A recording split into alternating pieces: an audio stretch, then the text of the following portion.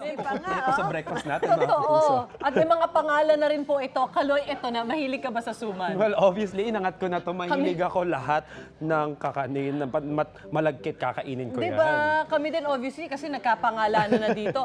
Ang sarap niyan, syempre, lalo na kapag sinamahan ng kape o tsa. Oh, the Yes, best. perfect pair. Pero itong mga suman na meron tayo today, hindi na raw kailangan ng partner dahil marami tong flavors. Oh, kaya naman pala patok ito at umaabot sa 60,000 pesos na kita nila kada buwan. Ako, interesting. Kaya puntahan na natin si Jenzel para ibida yan. Good morning, Jenzel! Mrs. Z.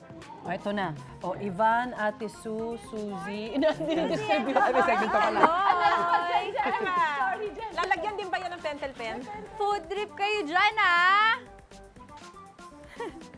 Good morning! Kamusta naman ang food trip dyan sa studio? Naku, nandito nga ako sa Malabon ngayon dahil dito nakabase ang isang home-based na business kung saan nagsimula sila sa 100 pesos na puhunan. Ngayon, 60,000 pesos kada buwan ang kita nila. Plus, madami pa silang natutulungan mga nanay at estudyante na magkaroon ng hanap buhay. At alam niyo ba mga kapuso, nakakagawa sila ng 2,000 pieces kada araw na suman.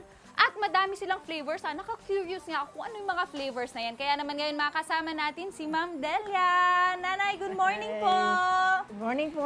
Nay, parang nakita ko medyo madami kayong flavors ng suman dyan. Ano-ano po ba yung mga flavors natin?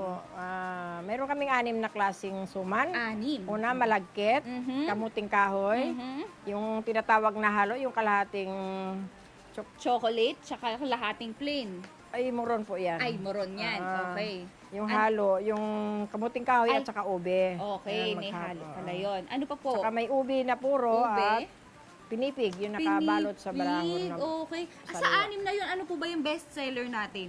ay malagkit. Malagkit. Oo nga, natikman ko na actually yun kanina. Masarap siya. In fairness. Pero ngayon naman, ang gusto ko naman tikman, etong yung moron nyo. So, paano po ba ito ginagawa na? Turuan nyo naman kami kung paano. Ayan. Ano po ba ang ating first step? Ayan. Papakulo sila ng gata. Okay. Gaano katagal po pinapakuluan yung gata? Kalating oras kasi kukunti lang siya eh. Kalahating oras, okay po. Tapos po, Okay. pag kumulo na po siya, ano po ang Lagyan next na ng- ilalagay natin? Asukal. Ayan, asukal. Tapos hahaluin po, And then, kunting asin. asin, At yung mani. mani. Okay, may mani po siya. Yun yung nagagawa sa plain na ginagawang muron. Yung plain lang muna yung white. Kasi yung white, kalahati ah. yung white, kalahati yung chocolate. So ano po yung nagpapa-white dyan? Ito po, no? Ito, yung giniling na malagkit. Giniling na malagkit na puti. Yes. Ayan. So pagkalagay po natin yan, ano po ang hihintayin natin? Kailangan po Halo. ba siyang maging Haluin lang siya ng haluin Mm-mm. hanggang sa matuyo. hanggang sa matuyo? Okay. At pag natuyo na po siya, ang kakalabasan na po niya ay parang Ganun na, sticky, no? Yes. Sticky. Tapos yung sa chocolate part naman po, ganyan din po ba yung itsura? Ganun din. May halo na siyang halong mani at saka Hershey na chocolate. Wow! Shala naman po ng chocolate natin. So, ayan, ito po yung kakalabasan po niya, Nay, at ito po yung nilagyan natin ng chocolate.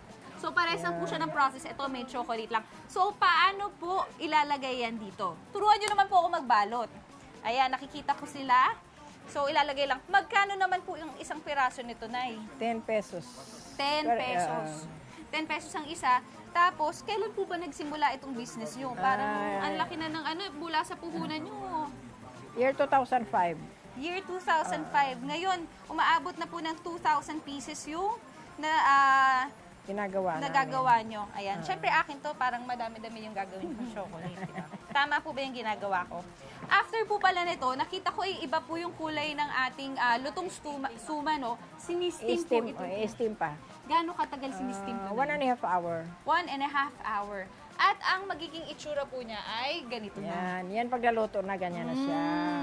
At may natutunan ako sa inyo na kanina ha. Ganito daw magbukas ng suma nila. Para siyang saging, para hindi siya ganun kakalat. Tama po ba? Yes. Ayan na!